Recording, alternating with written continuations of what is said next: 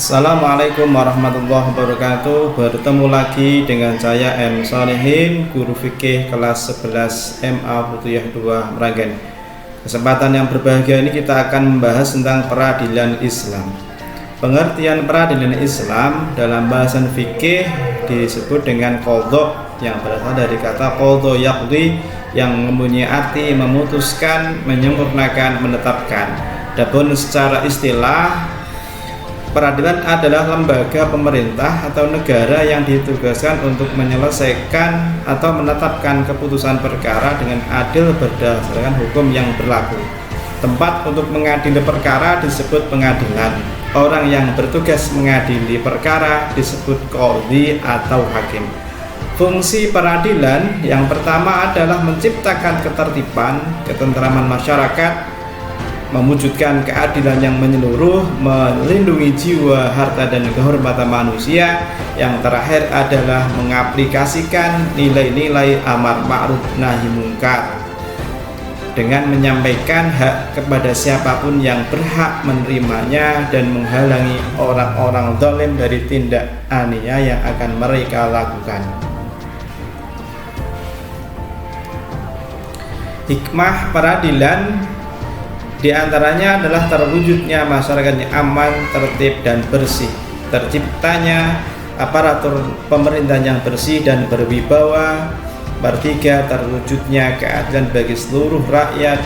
Yang keempat, terciptanya ketentraman, kedamaian dalam masyarakat.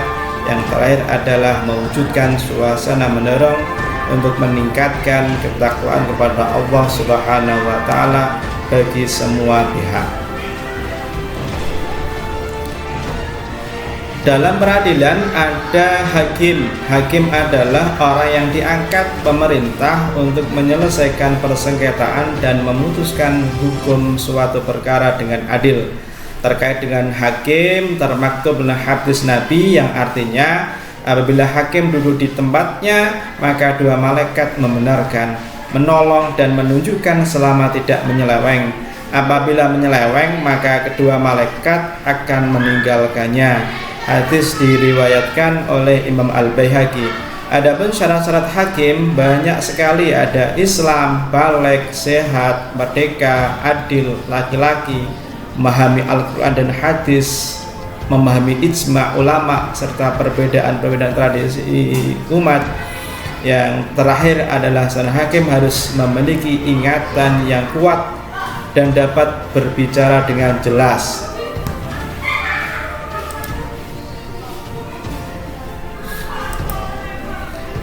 Untuk macam-macam hakim dan konsekuensinya, sesuai dengan hadis Nabi bahwasanya hakim ada dua macam, satu di surga dan dua di neraka.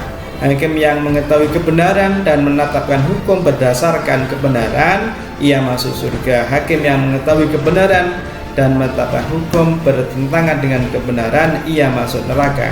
Dan hakim yang menetapkan hukum dengan kebodohannya, maka ia masuk neraka. Hadis diriwayatkan Imam Ibnu Majah. Untuk tata cara menentukan hukuman adalah orang yang mendakwa kebenaran. Mendakwa diberikan kesempatan secukupnya untuk menyampaikan tuduhannya sampai selesai.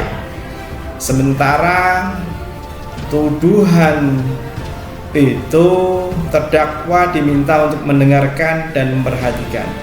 Hakim tidak boleh menjatuhkan vonis hukuman dalam beberapa keadaan: sangat marah, saat lapar, kondisi fisiknya tidak stabil, sedih, saat sangat gembira, saat sakit, dan saat mengantuk, dan saat menolak keburukan yang terpadanya. Yang terakhir adalah merasakan kondisi yang sangat panas atau sangat dingin. Berarti untuk menentukan hukuman tersebut, hakim harus mempunyai kondisi yang fisiknya stabil, sehat, dan yang lain. Apakah wanita diperbolehkan untuk menjadi seorang hakim? Menurut madhab Maliki, Syafi'i, dan Hambali, tidak membolehkan pengangkatan hakim wanita. Sedangkan Imam Hanafi membolehkan pengangkatan hakim wanita untuk menyelesaikan segala urusan kecuali urusan had dan qisas. Bahkan Ibnu Jarir At-Tabari membolehkan pengangkatan hakim wanita untuk segala urusan seperti halnya hakim pria. Menurut beliau, ketika wanita dibolehkan menginfakwa dalam segala macam hal, maka ia juga mendapatkan keleluasaan untuk menjadi hakim dan memutuskan perkara apapun. Oleh karena itu di Indonesia diperbolehkan seorang wanita menjadi hakim. Selain hakim, ada lagi saksi, yang mana saksi itu adalah orang yang diperlukan pengadilan untuk memberikan keterangan yang berkaitan dengan suatu perkara demi tegaknya hukum dan tercapainya keadilan dalam pengadilan. Syarat-syarat menjadi saksi yang pertama adalah Islam, sudah dewasa atau balik, berakal sehat, merdeka, bukan hamba sahaya. Yang terakhir adalah adil. Adapun saksi-saksi bisa tertolak atau ditolak. Ada kriterianya. Yang pertama itu saksi yang tidak adil. Saksi seorang musuh kepada musuhnya, saksi seorang ayah kepada anaknya, sebaliknya saksi seorang anak kepada ayahnya. Yang terakhir adalah saksi orang yang menumpang di rumah terdakwa. Selain saksi ada lagi penggugat dan bukti. Adapun pengertian penggugat adalah orang yang mengajukan gugatan karena merasa dirugikan oleh pihak tergugat. Yang berikutnya adalah bukti atau bayinah, yaitu segala sesuatu yang ditunjukkan oleh penggugat untuk memperkuat kebenaran dakwaannya.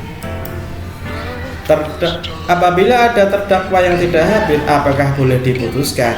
Yang langkah pertama adalah terdakwa yang tidak hadir dalam persidangan harus terlebih dahulu dicari tahu sebab ketidakhadirannya. Ini seperti yang disampaikan dalam hadisnya Nabi, kasusnya Abu Sofyan adalah lelaki yang bakhil, maka tidakkah berdosa seandainya saya mengambil hartanya secara sembunyi ya Rasulullah? Maka Rasulullah menjawab, ambillah yang mencukupimu.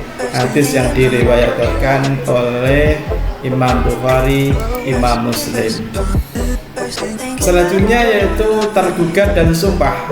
Tergugat adalah orang yang terkena gugatan dari penggugat. Ini disebut tergugat. Tergugat bisa membela diri dengan membantah kebenaran gugatan melalui dua cara: menunjukkan bukti, yang kedua adalah sumpah. Seperti hadis Nabi, terdakwa harus menunjukkan bukti-bukti dan terdakwa harus bersumpah. Seperti hadis yang diriwayatkan oleh Imam Bihaqi. Adapun tujuan sumpah adalah, yang pertama adalah menyatakan tekad untuk melaksanakan tugas dengan sungguh-sungguh dan bertanggung jawab terhadap tugas tersebut. Yang kedua adalah membuktikan dengan sungguh-sungguh bahwa yang bersangkutan di pihak yang benar. Adapun syarat-syarat orang yang bersumpah, yaitu di antaranya mukallaf. Mukallaf ini adalah orang yang sudah terbebani hukum, kemauan sendiri tanpa ada paksaan dari siapapun. Yang ketiga disengaja, bukan karena terlanjur, dan yang lain-lain. Yang keempat menggunakan lafaz sumpah seperti Allahi, tallahi, billahi. Sumpah, pelanggaran sumpah ada konsekuensinya. Orang yang melanggar sumpah yaitu ada 3, dengan memberikan makan pokok pada 10 orang miskin, di mana orang masing-masing tersebut mendapatkan 3/4 liter. Yang kedua yaitu memberikan pakaian yang pantas pada 10 orang miskin. Yang terakhir memerdekakan hamba sahaya. Adapun hikmah peradilan, yaitu adanya peradilan ini diharapkan akan tercipta keadilan yang baik, baik keadilan yang diperoleh oleh penggugat maupun tergugat. Adanya peradilan tersebut dapat terwujud suasana yang mendorong bagi semua pihak yang bergerak untuk meningkatkan ketakwaan kepada Allah Subhanahu